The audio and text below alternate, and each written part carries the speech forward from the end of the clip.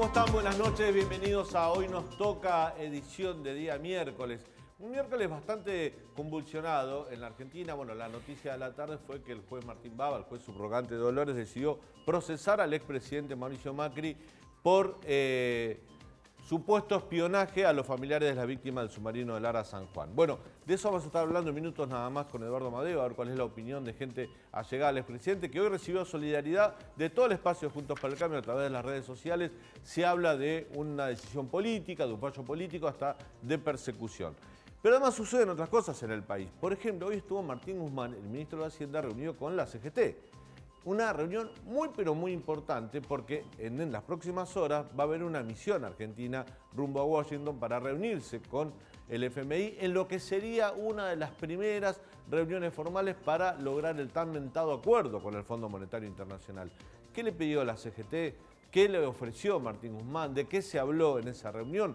Que ahí hay mucho de lo que nosotros sabemos que el FMI puede exigir o puede pedir para un acuerdo, y mucho de lo que sabemos que la Organización de Trabajadores Argentinos no va a querer ceder. Bueno, de eso vamos a estar hablando con Julio Piumato, secretario general del Gremio de los Judiciales, también miembro de la CGT, un dirigente gremial con muchísima trayectoria.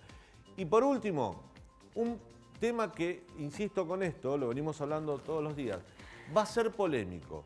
Se viene el pasaporte sanitario, el pase sanitario, llámelo como usted quiera, pero para acceder a algunos lugares públicos, muchas provincias van a empezar a exigir que tengamos las vacunas al día, como mínimo, o algún tipo de test previo para poder ir a un boliche bailable, quizás a un restaurante, quizás a un estadio de fútbol, algo. Pero van a empezar a exigir ese tipo de cosas para controlar el crecimiento de la pandemia durante el verano-otoño, teniendo en cuenta que hay cepas que en Europa han atacado de manera fuerte y que en la Argentina se está haciendo lo posible porque eso no suceda.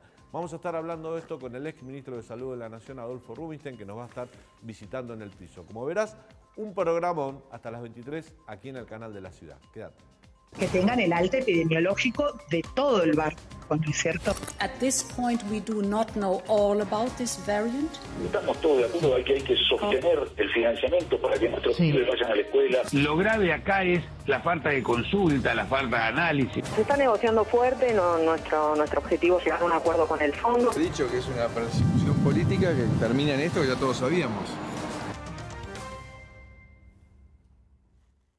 Bueno, muy bien, ahí lo escuchábamos al expresidente Mauricio Macri hablar brevemente señalando que se trataba de una persecución política, la decisión del juez federal de Dolores, el juez subrogante Martín Bava, de procesarlo por el supuesto espionaje a familiares de víctimas del ARA San Juan. Estamos en contacto con Eduardo Madeo. Eduardo Madeo fue diputado nacional, miembro de la coalición opositora. Acompañó durante mucho tiempo a Mauricio Macri, sobre todo en la última etapa del PRO, y bueno, tiene una opinión para darnos respecto a esta decisión del juez Bava. Eduardo, ¿cómo le va? Gracias por atendernos. Muy bien, Daniel, buenas noches, muchas gracias. Bueno, ¿qué le parece esta decisión? Esto tiene dos dimensiones. Una es lo que llamaríamos la política propiamente dicha, o sea, la personalidad del juez, lo que ha estado haciendo, y la otra, la propiamente legal. Voy a empezar por acá y voy a tratar de hacerlo lo más simple posible. ¿Qué es lo que dice el juez? El juez dice, Macri como presidente tenía que saber lo que hacían sus subordinados. Leopoldo Moró y otra gente del kirchnerismo desplegaron un argumento. Dijeron a la gente a la familia del ARA San Juan, los estaban controlando y espiando. Por lo tanto, Macri tenía que saberlo.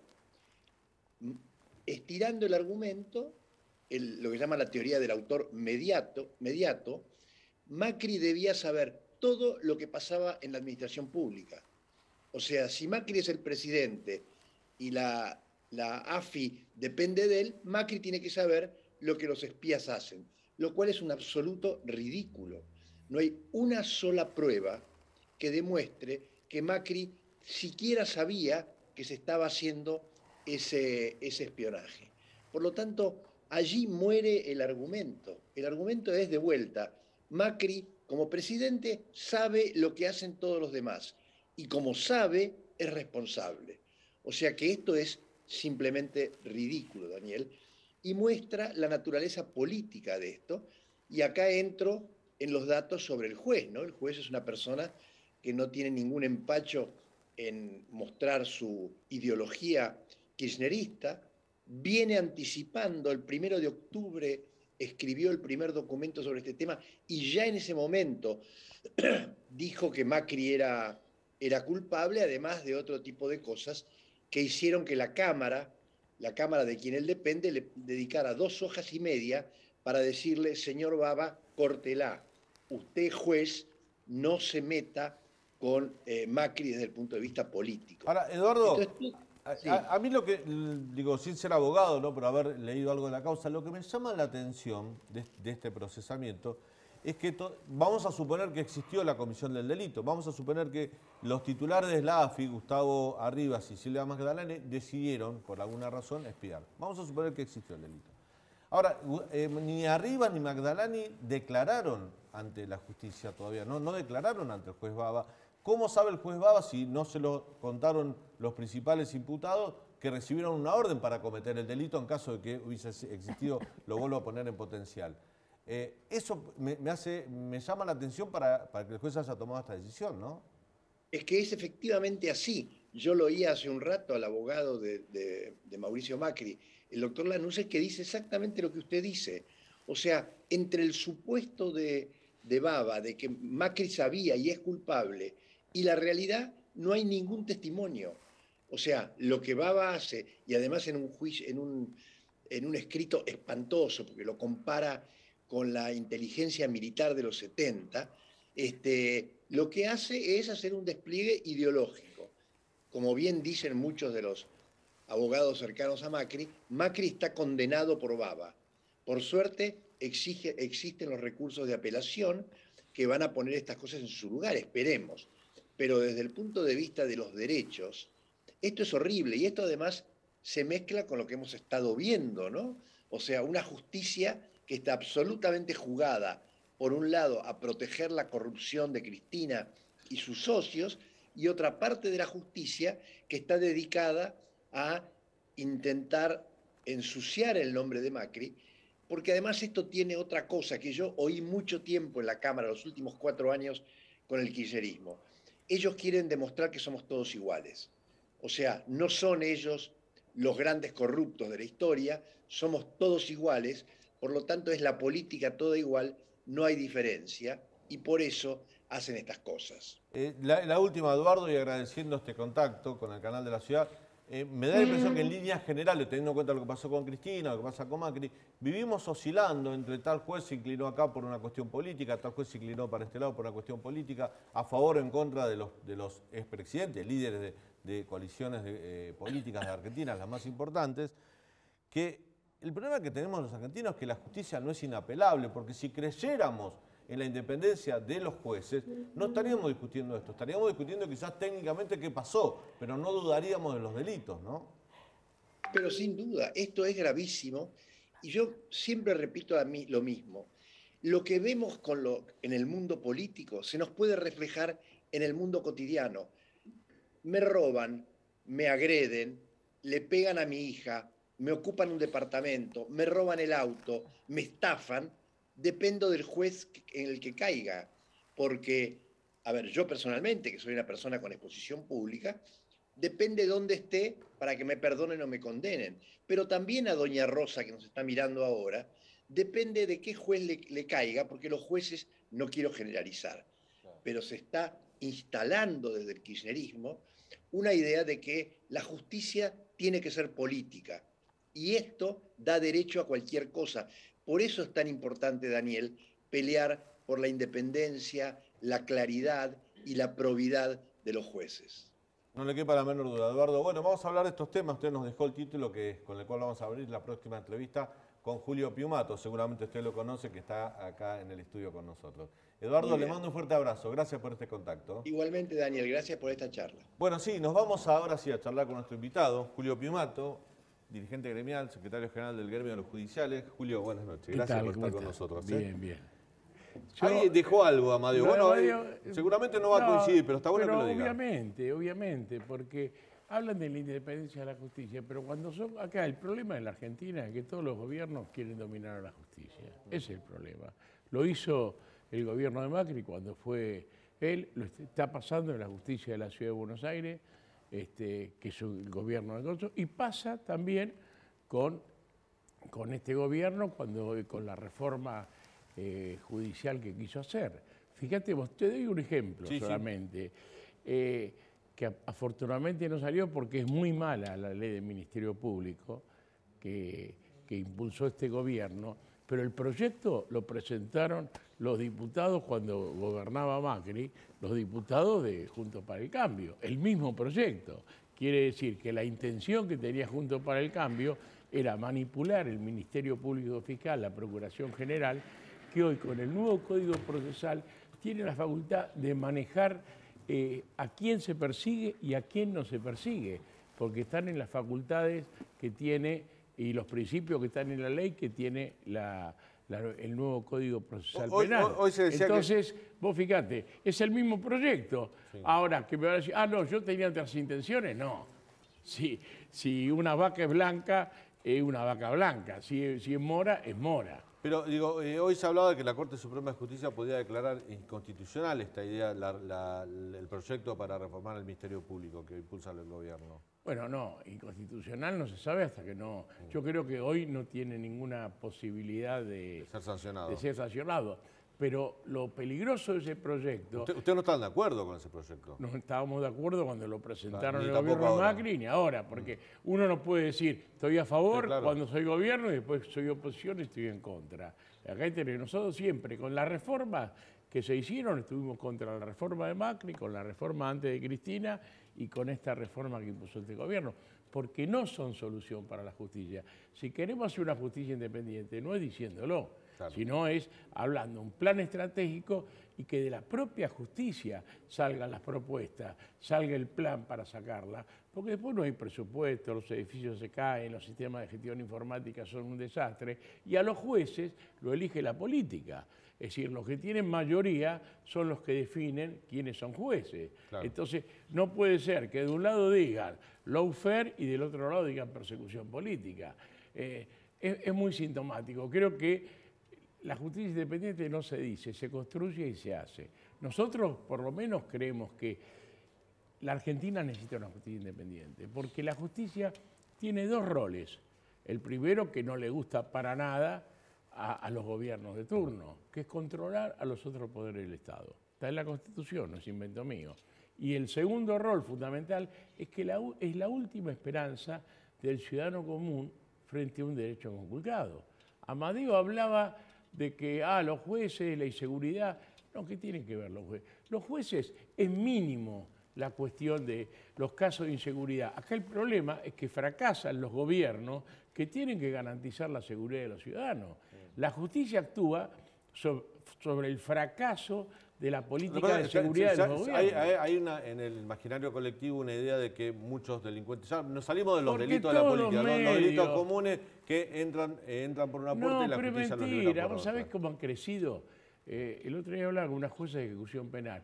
Lo que ha crecido el porcentaje de encarcelamiento en la Argentina en los últimos 15 años, ha crecido de 80 y pico cada 100.000 habitantes, a 294. El problema no es meter preso. Es decir, por un error de un juez, o a lo mejor a veces son los informes, y yo te voy a dar un ejemplo también que compromete al gobierno que defendía a Amadeo. Por un caso, diariamente hay 900, hay 1.000 excarcelaciones. Y no producen problemas. Cuando produce un caso están un mes los medios de comunicación pegándole a la justicia. Pero acá hubo un fracaso de las fuerzas de seguridad que dependen del poder político en garantizar la seguridad. Y esto es común, no importa el gobierno que sea. Cuando hay inseguridad es porque... Sí, si nos afecta a todos. Pero la justicia interviene con pocos elementos que recibe. Nosotros creemos, impulsamos entre tantas propuestas, tiene que haber una policía judicial, porque en general, desgraciadamente, las fuerzas de seguridad están cuestionadas en su honestidad. Hay jueces que ordenan acciones, allanamientos, tema, en narcotráfico y todo, y cuando llegan... Pasó en Rosario... estaba caliente... Hace 15 días, en una cuadra entera, en un barrio de Rosario, llegaron, había comida en la heladera, los platos tan calientes, no había nadie, en varios domicilios. Y bueno, entonces por eso tiene que ser una policía judicial que realmente investigue. Hay muchos casos que uno ve, hacen un enchastre en el lugar y no hay que ser muy técnico, hay que mirar la televisión, cómo se maneja la escena del crimen, ¿no? Julio, salimos del ámbito judicial y nos vamos a... pero te decía el ejemplo. Al ejemplo, a ver. Te decía el ejemplo. Mirá, fue en el gobierno de Mauricio.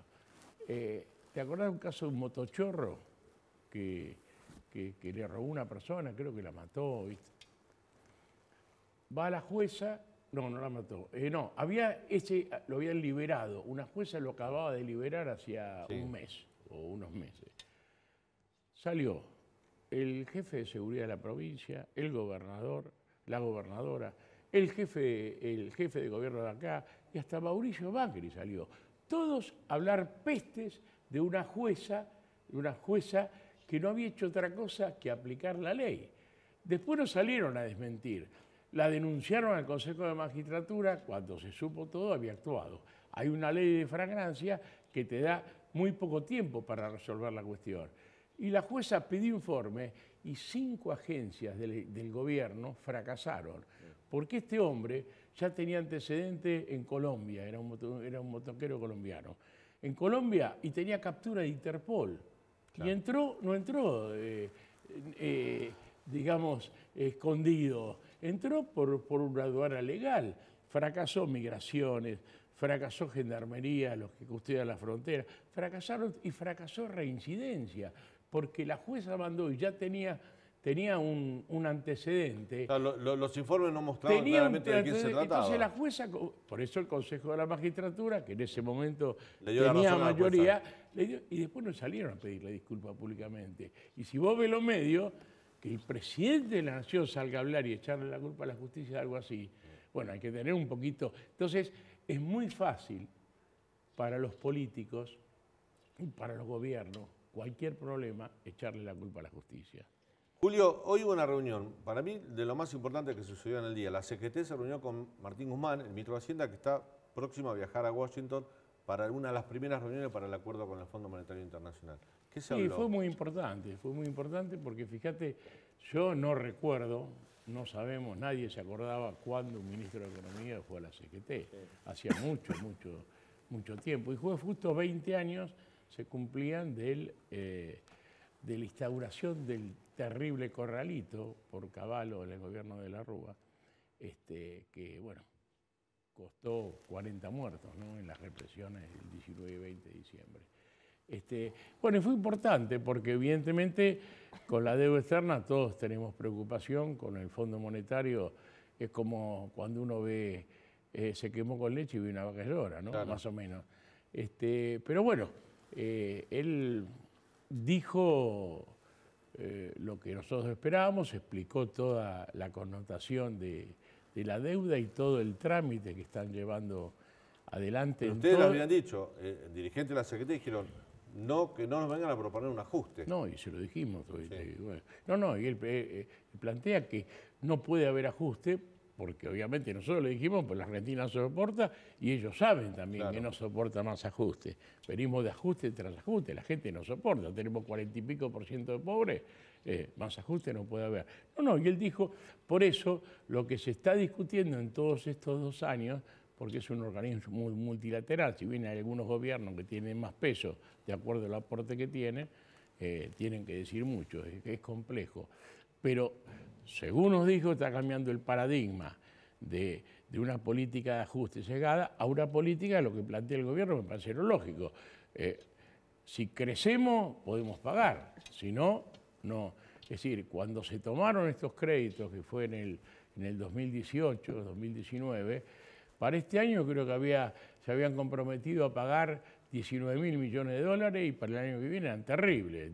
El 21 y 22, terrible el tema. Ellos están planteando que el primer tramo sería hasta 2026 y ahí un poco se empezaría a discutir en cuanto a las condiciones, ¿no? Pero sería liviano para la Argentina en este momento porque permitiría desahogarse un poco. Esto es lo que dijo, pero lo más importante me parece que, bueno, la ley del año pasado así lo certifica porque lo obliga, pero es lo que corresponde. Es decir, esto de la Constitución Nacional, la deuda externa la tiene que discutir el Congreso de la Nación.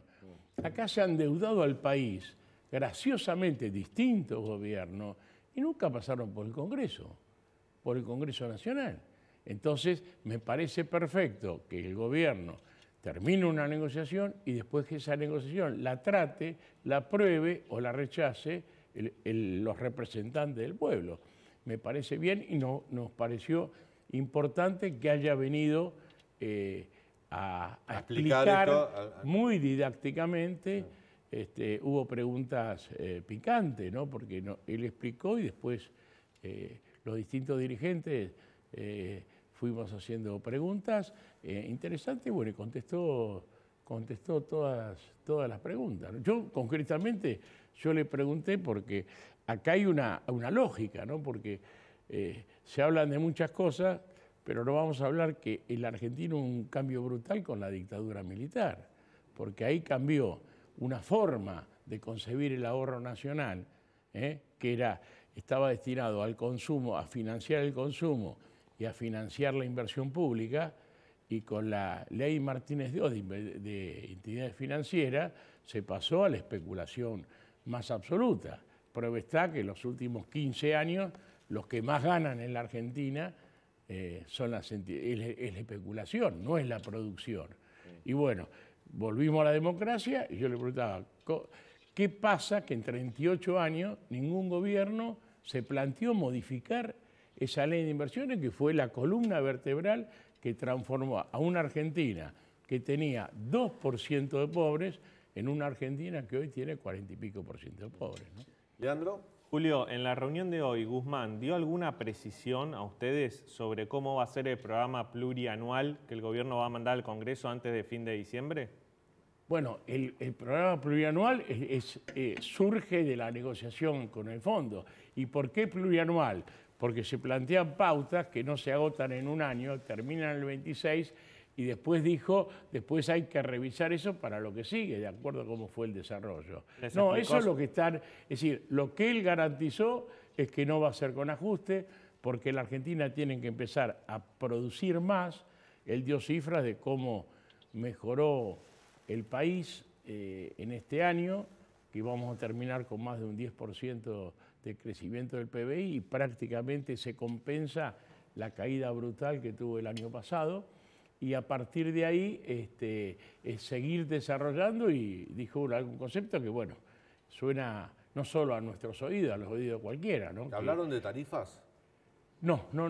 Él habló centralmente, habló de la cuestión de toda la negociación, que era un poco la idea, y sí se habló, bueno, muchos dijeron cómo estaba creciendo la producción en muchas áreas. Mira, yo vengo de Rosario, ayer fui a Rosario y más allá de complicaciones, decía, se ve en las rutas como hay un movimiento que se extrañaba, ¿no?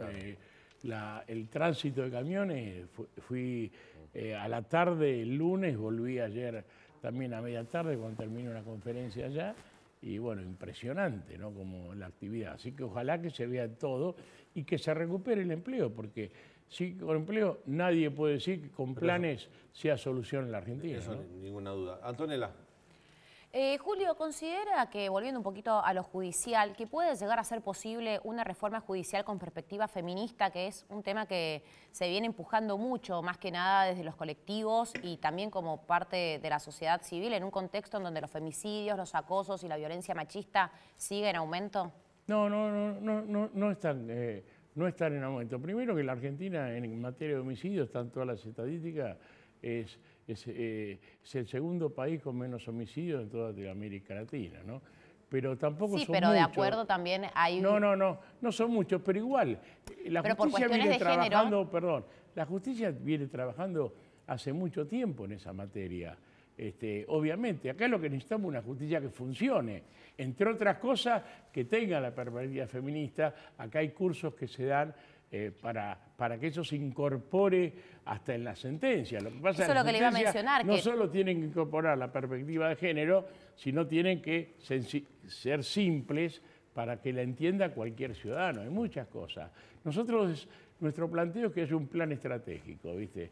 Porque la justicia no puede funcionar en los edificios que tenemos, no puede funcionar con el sistema de gestión informática, que en lugar de acelerar las cosas la perturba, y hay que ver qué códigos hay que actualizar y qué códigos de fondo hay que hacer. Y obviamente hay un tema cultural hacia adentro que está cambiando mucho, pero como nosotros decimos, el techo de cristal sigue existiendo en la justicia. Es decir, lo que no podemos decir es que, afortunadamente, en la justicia no hay una diferencia de salario si es varón o si es mujer. No, pero igualmente a lo que yo me refería... Está bien que hay determinados fueros que las mujeres llegan más fácil a cargo de magistradas y hay otros fueros que no es tan complicado. Creo que el Consejo está trabajando en esto para que en las ternas haya mujeres, para que esto vaya cambiando. Y nosotros como gremio, por ejemplo, te digo un caso, en Córdoba nosotros impulsamos, en toda la jurisdicción de Córdoba sí hay camaristas mujeres,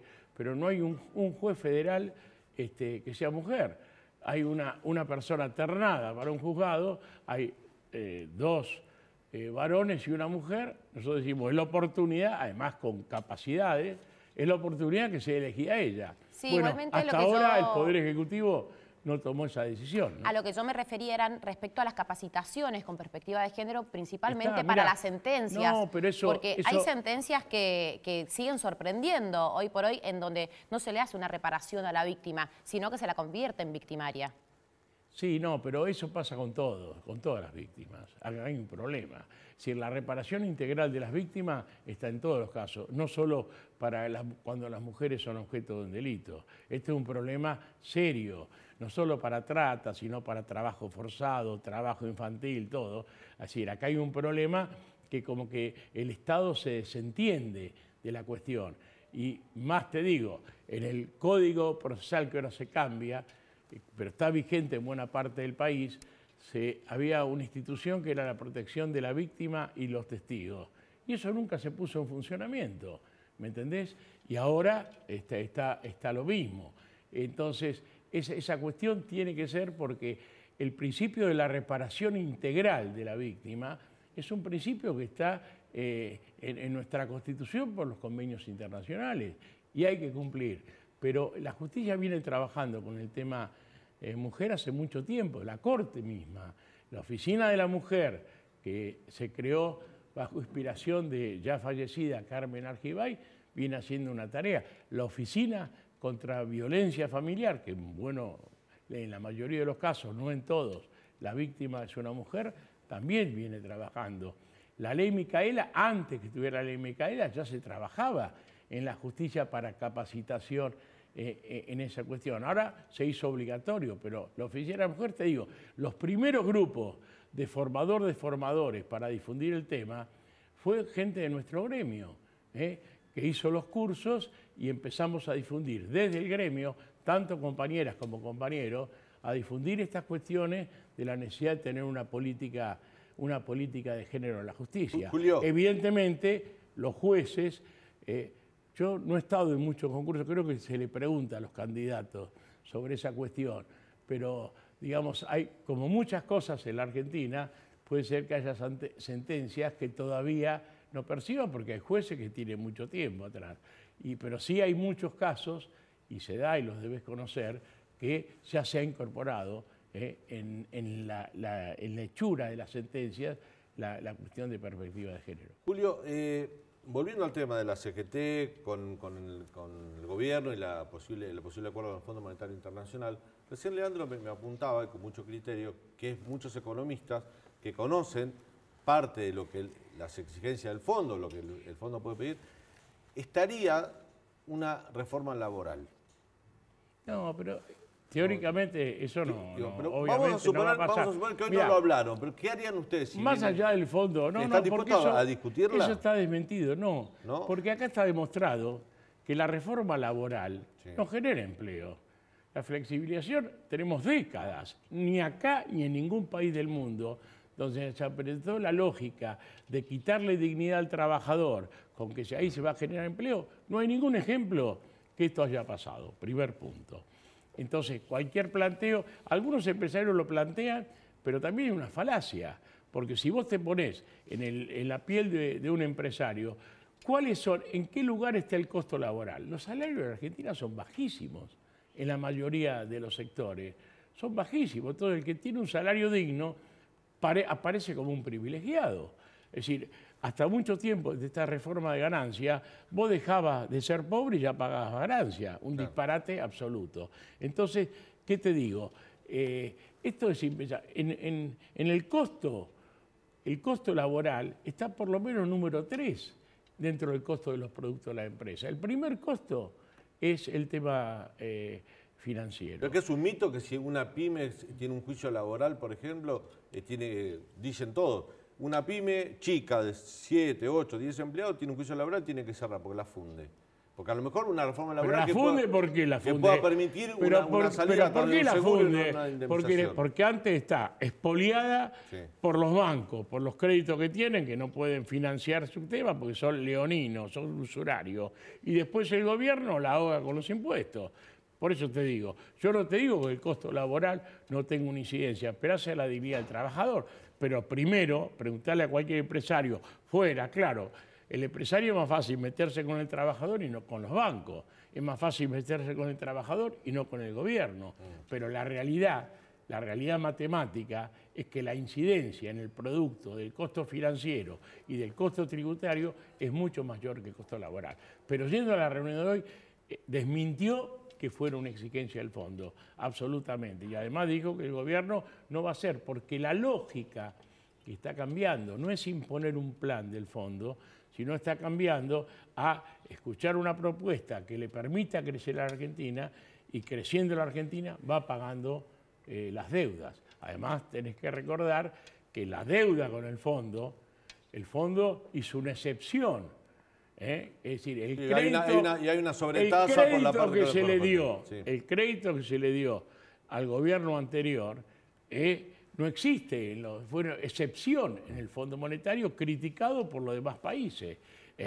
Y esa plata no la vimos, esa plata desapareció. Entonces, el fondo lo sabe, que no fue utilizada ese dinero. El fondo sabe. Dicen, el gobierno Macri dice que fue para pagar deuda que venía del gobierno anterior, ¿no? Bueno, eso habrá que verlo, pero acá no la vimos la plata. Vino por un lado y se fue. Pero lo que está clarito es que, es decir, la envergadura eran 57.000 millones, vinieron 45.000 millones. Esa es la deuda con el fondo. Y yo creo que si el fondo es inteligente, si vos tenés a y no sos usurero, vos tenés un deudor, le vas a permitir que trabaje para que te pueda pagar. Y no lo ahorcás porque le cobra una cuota y después el tipo se suicida. Esto es lo lógico. Y la situación de la Argentina, un país tremendamente rico, yo creo que dejarlo crecer, si es bien gobernado, es negocio para cualquier acreedor, porque va a cobrar seguro, salvo que pretendan seguir saqueándonos. Julio, gracias por esta visita. Un placer charlar con usted. Vamos a ir a un breve corte y ya volvemos. A la vuelta, el ex ministro de Salud, Adolfo Rubinstein, vamos a hablar sobre un tema polémico, quizás necesario, tengo dudas al respecto, que se va a implementar en todo el país, el pasaporte o el pase sanitario para acceder a espectáculos privados con público. Ya volvemos.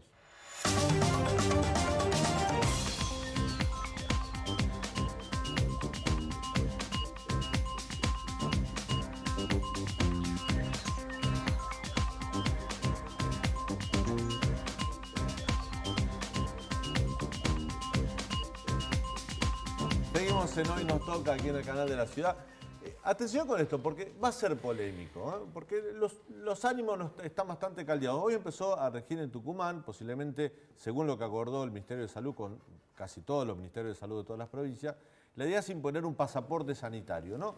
Para que cualquiera de nosotros, usted, cualquiera de nosotros, para ingresar a determinados espectáculos públicos, quizás un cine o un restaurante, no sé cómo van a ser las normativas precisas, tengamos que tener el esquema completo de vacunación, al menos, o un test previo, como una forma de poder circular y acceder. No cerrar, pero sí controlar quienes concurran. Está con nosotros Adolfo Rubiste, médico epidemiólogo, ex ministro de Salud de la Nación. Adolfo. ¿Qué tal, Daniel? ¿Cómo andás? Qué gusto tenerte en el programa. Gracias. Tanto te hemos molestado todos estos años. No, de ningún modo. Bueno, ¿qué opinas del pasaporte sanitario? Mira, no es una medida simpática, definitivamente. Creo que en este momento probablemente sí sea necesaria. Las dos dudas que yo tengo, la primera es cuál es la capacidad que tiene el Estado de controlar esto. Y yo creo que es muy limitado, porque tenemos un Estado muy débil en ese sentido. Y en segundo lugar es cuánto tiempo se pueden sostener este tipo de medidas. Entonces, yo creo que acá hay como dos caminos. Claramente hay un problema. Estamos en la parte más dura de la curva de vacunación. Esto implica que, digamos, se llegó desde julio, agosto, cuando se normalizó, digamos, el suministro de vacunas, hubo un rápido ascenso de la curva de vacunación. Llegamos hasta acá, tenemos un 80%, un poquito más de la población vacunada con una dosis, el 65% con 2 dosis.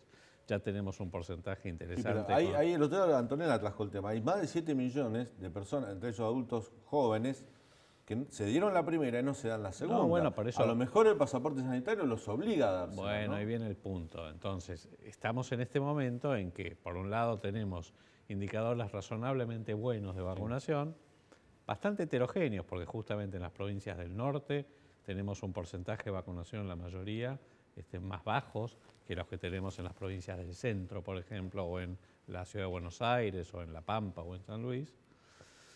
Con lo cual avanzar ahora de manera, digamos, en el margen que todavía queda de población a vacunar, que son los más jóvenes, cuesta muchísimo más, por muchas razones. Yo creo que porque están podridos, porque tienen una menor percepción de riesgo, porque están hartos, porque tienen cierta cuestión de rebeldía social.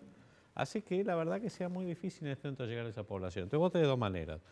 Por un lado tenés que tener una medida positiva más sustentable, una campaña comunicacional un poco más inteligente que lo que se ha hecho, más focalizada, más segmentada. Esto es lo que está faltando. Siempre faltó, porque acá lo que se comunicó desde el principio de la pandemia fue una suerte de comunicación de crisis, pero no comunicación realmente orientada a cambiar conductas, cambiar hábitos y segmentar a la población, digamos, como por ejemplo este es el caso, más joven, que necesita otro tipo de mensaje. La verdad que creo que fue hace cosa de un año, un poco menos, se intentó con esta campaña de la cuidadanía, que la verdad que que era medio pueril, no anduvo muy bien. Y por el otro lado tenés las medidas negativas, que es tratar de aplicar desincentivos justamente a aquellos que no quieren vacunarse, por alguna razón, no aquellos que tienen razones médicas o algún tipo de razón para no hacerlo. ¿Quiénes son? Por un lado, los que tienen dificultades de acceso, poblaciones rurales, poblaciones que viven en asentamientos, poblaciones que tienen menor acceso a los servicios de salud. Claramente ahí hay que apuntar y hay que ir casa por casa. Y después tenés a los que no quieren vacunarse por alguna Pero otra acá razón. los movimientos antivacunas son mínimos en Argentina, ¿no? Sí. No tenemos problemas como tiene Europa. No tiene nada que ver con lo que pasa en Europa o en Estados Unidos, son mucho menores, han crecido. ¿Acá en la Argentina también? Han crecido de la mano de la desconfianza pública hacia el COVID, viste, todas estas cosas paranoicas que se ha generado, pero además con muchas las idas y vueltas del gobierno no han ayudado, digamos, a que la población, a que se genere confianza pública en esto. Con lo cual, entonces, tenés que apelar para llegar a ese porcentaje que está faltando, tenés que apelar a medidas que son muy poco simpáticas, pero que yo creo que sí son necesarias. Pero de nuevo, para terminar, mi gran duda es si se pueden sostener y todo lo que tiene que ver con las dificultades para implementarlas, que son enormes. Yo el otro día hablaba con vos, fui a la cancha. Claro, hablamos de esto en la radio. Yo le decía a Adolfo, médico epidemiólogo, que conoce las posibilidades de contagiarse en un evento masivo. Digo, el otro día cuando fuiste a la cancha, que River salió campeón, estabas feliz, pero en algún momento se te cruza la imagen. Digo, pero obvio. Esto puede ser un peligro. Pero aparte no hubo ningún tipo de control. Ningún tipo de control. Cuando dicen, no, mirá, vamos a pedir certificado de vacunación completo que muestren, digamos, el QR de mi Argentina antes de entrar a la cancha, a boliches, a espectáculos públicos. Es muy difícil controlar. Entonces, yo entiendo que esto es un disuasivo, que aleatoriamente se aplicará. Creo que es un desincentivo, pues, si vos decís, no, mira, no puedes entrar a un boliche, esto es algo más serio.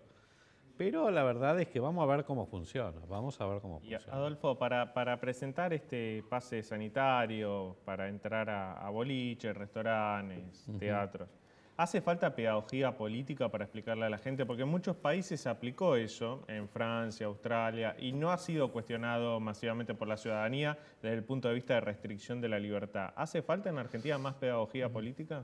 Bueno, es lo que recién decía, hace falta mejor comunicación política y mejor comunicación social, mejor marketing social de todo esto. Sí, definitivamente esto es un tema, aunque también el pase sanitario ha generado mucha resistencia, aún en países donde, en Europa también.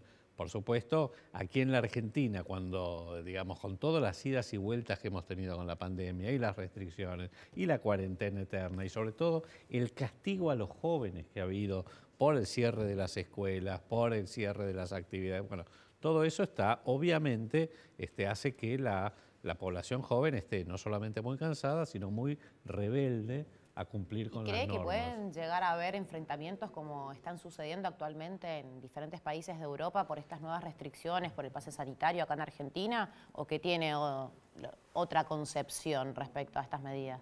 Espero que no, la verdad que espero que no.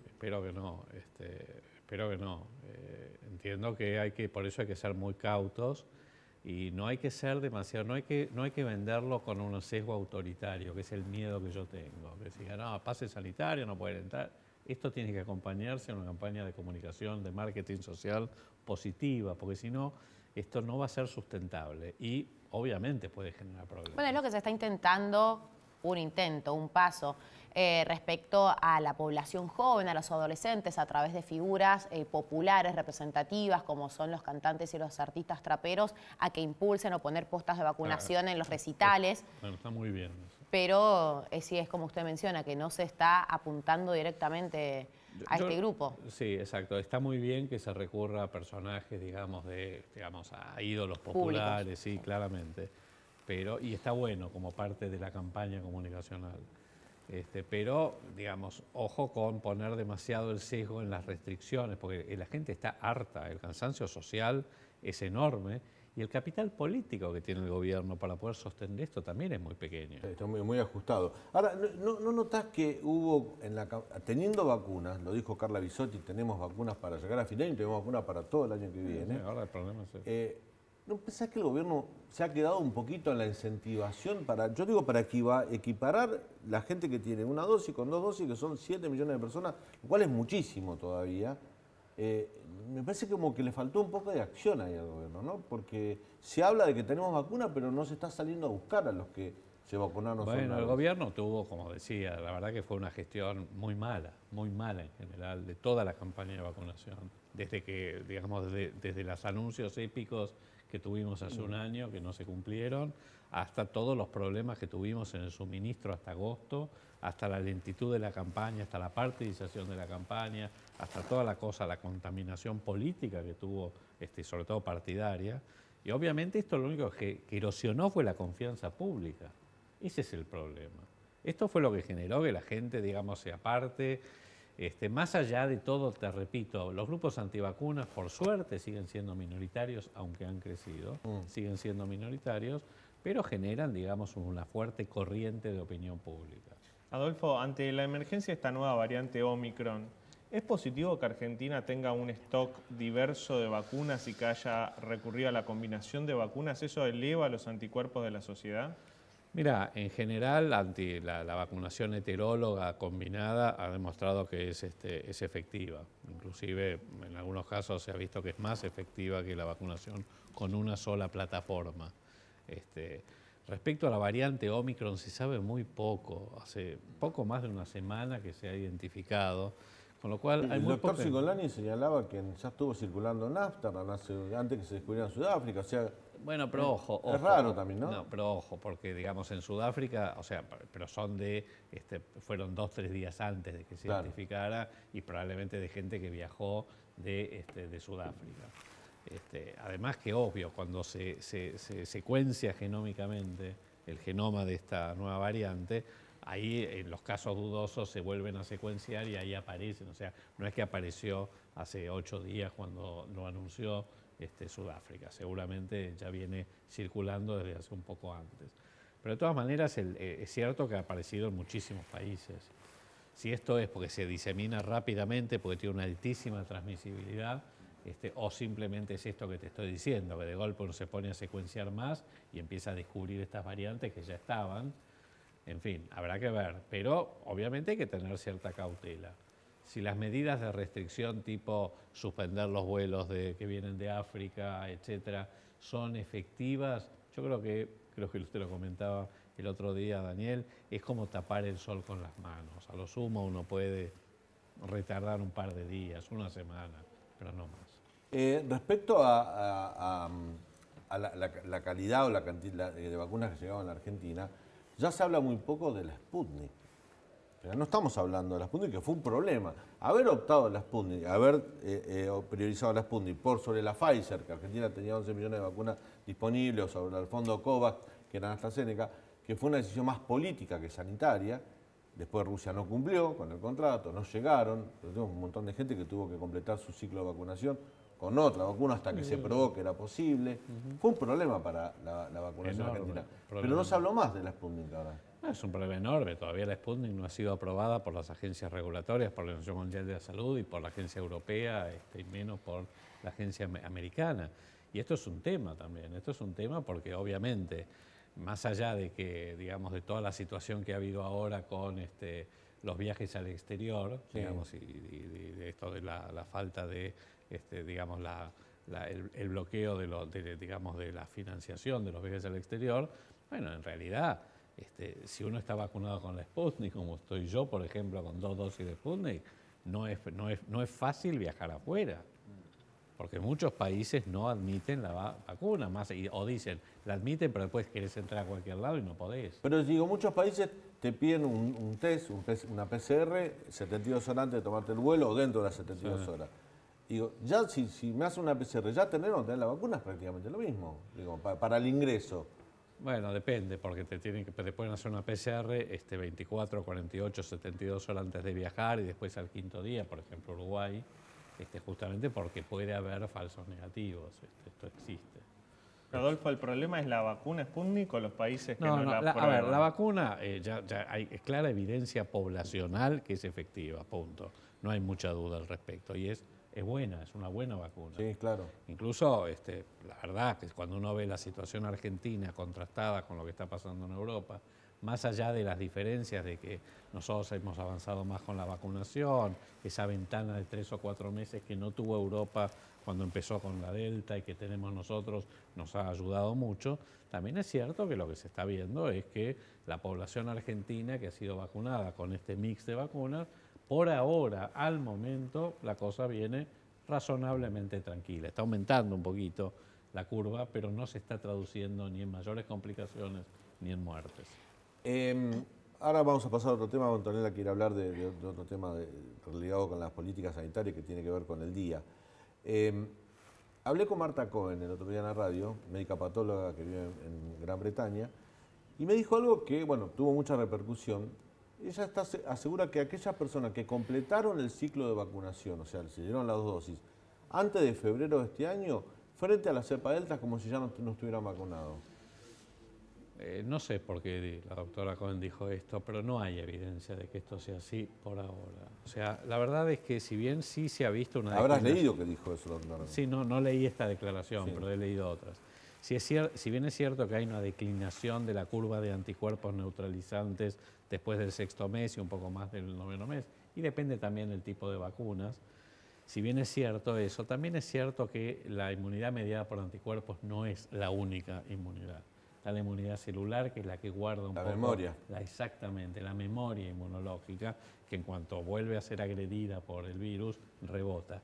Y la realidad es que la frecuencia de reinfección es muy, pero muy baja.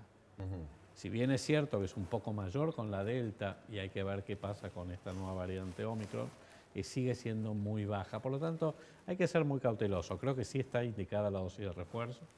Me parece que es una buena decisión y hay que hacerlo, más en la población de mayor riesgo o en la de mayor exposición, como por ejemplo son los trabajadores de la salud, pero creo que todavía hay que ser bastante más cautos, no alarmar todavía la verdad es que no se sabe demasiado. Si vamos a tener que tener una vacunación anual como con la gripe, en el momento en que esto se transforme en una enfermedad endémica, cosa yo diría que es un escenario muy probable, o de golpe, digamos, en 2 o 3 años va a desaparecer. No el año que viene.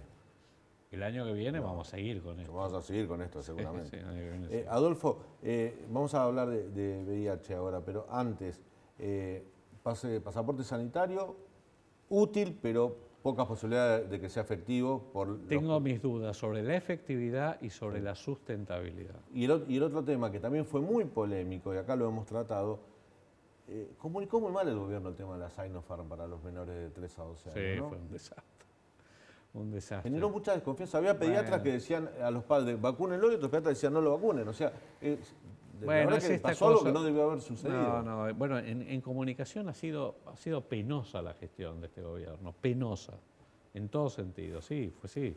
Algo que se podría haber comunicado muchísimo mejor, se podría haber hablado mucho mejor con las sociedades científicas, pues después todas las contradicciones con la Sociedad Argentina de Pediatría, claro. Que bueno, en ese caso lo que generó fue más desconfianza, claro. ¿Anto? Nos corremos un poquito del COVID. Hoy es el día, usted sabrá, mundial de la lucha contra el VIH. Y esto lo relaciono directamente, obviamente, con las enfermedades de transmisión sexual y su prevención. Pero a lo que quiero apuntar es principalmente a la educación sexual integral, que es una ley que está sancionada hace 15 años. Sin embargo, todavía hay colegios que se abstienen de aplicarla totalmente, ya sea por cuestiones religiosas, éticas. Se sigue considerando un tema tabú. ¿Usted cómo cree que esta brecha se pueda eliminar para que sea implementada totalmente y así poder prevenir enfermedades?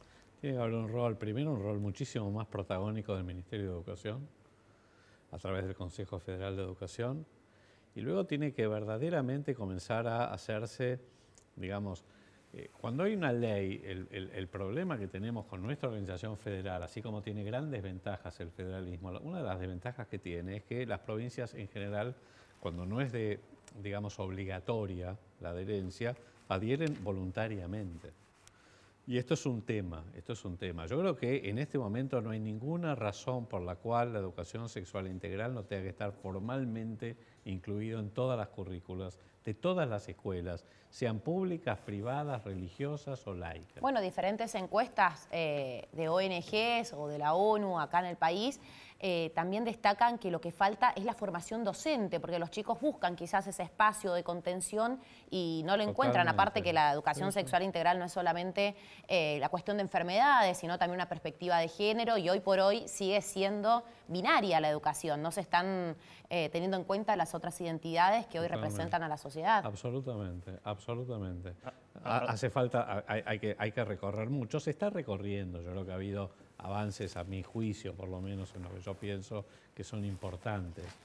La Argentina en ese sentido está avanzado en su agenda de ampliación de derechos, bastante más que otros países de la región, y bueno, yo creo que esto es algo que hay que consolidarlo, que todavía no está demasiado cerrado, ha generado ese quiebre, esa brecha, esa grieta, digamos, sobre todo cuando se discutió la ley de interrupción voluntaria del embarazo. Yo digo, por experiencia mía en la gestión, recuerdo cuando la ley, digamos, se rechazó en el Senado, digamos, en el 2018, una de las cosas que parecían consagradas y que no iba a haber más discusión es la educación sexual integral, justamente para la prevención del embarazo adolescente, del embarazo no intencional, etcétera, y sin embargo, Adolfo, digamos, se generó esta brecha. ¿Cuán cerca o lejos estamos de una vacuna contra el SIDA?